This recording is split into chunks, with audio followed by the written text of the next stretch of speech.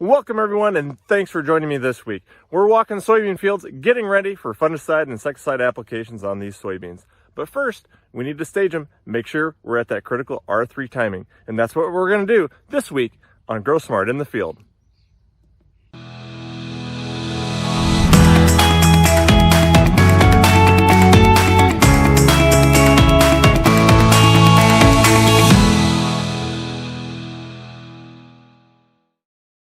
We're back in northwestern Illinois looking at that field of April 19th planted beans.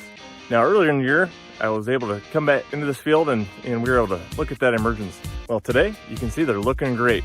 And we're gonna check out and see how far along they are. I think they're pretty close to R3, but we're gonna check it out. Okay, so I pulled a soybean plant here from this field of the April 19th planted beans. Looking really good. Loaded up with a lot of nodes, that's what we're looking for. That's the goal when we're planting early, okay? And we want to see how far along we are. What's the stage of the soybean plant? Well, we're looking for R3, and the definition of R3 is when we have one pod 3/16 of an inch long at one of the top 4 uppermost nodes. Okay, and I consider a node the last node with a fully open trifolia. That could be this guy. This one's almost here, but I'm going to go back to this one, and it does have flowers on it. And we come back down.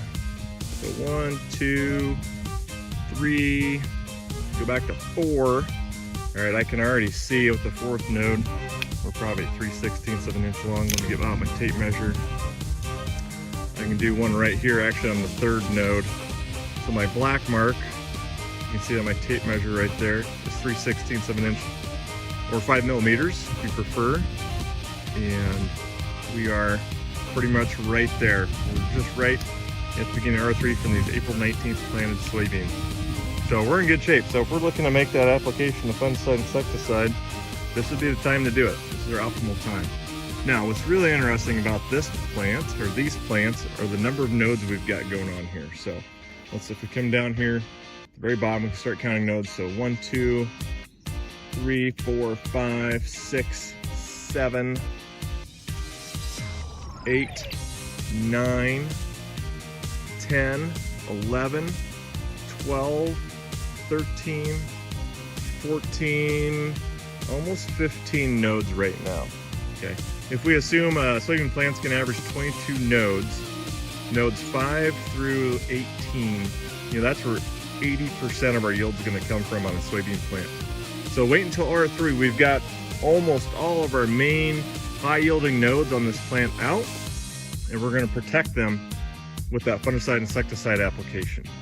A lot of folks are asking me the question, well, can I go at R2? Well, yes, you can go at R2, but we may be missing out on maybe even half those nodes because they're not out yet. And as an example, I pulled another soybean plant from a field just down the road that I know was planted a little bit later, about a month later to be exact.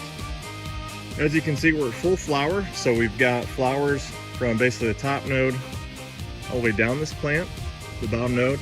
But let's count the number of nodes we have here. So there's 1, 2, 3, 4, 5, 6, 7, 8, 9, almost 10 nodes out.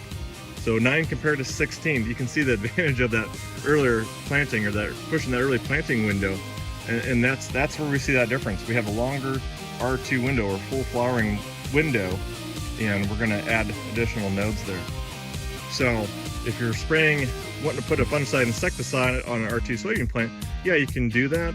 We're going to protect that plant great, but we got to remember there's several more high yielding nodes to come out on this plant yet.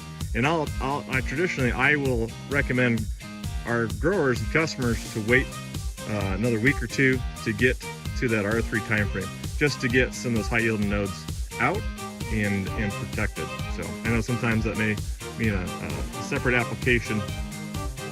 However, I feel it's important that we do hit that timing at R3. As you can see, we've got a great potential in this crop.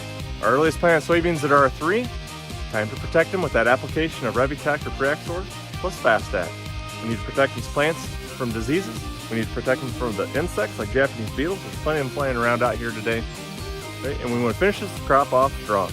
So, if you've got more questions about BASF products like Revitec, Praxor, and Fastec, make sure you reach out to your local BASF retailer or your local BASF rep.